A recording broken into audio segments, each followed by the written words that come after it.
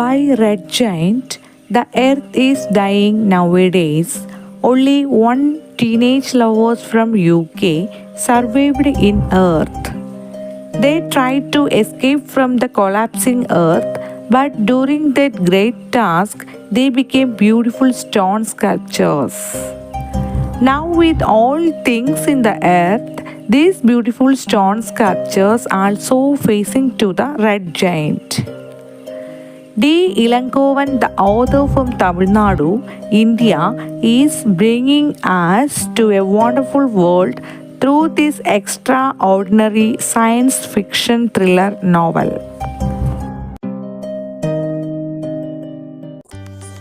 ജീവിതം പ്രശ്നസങ്കീർണമാണ്.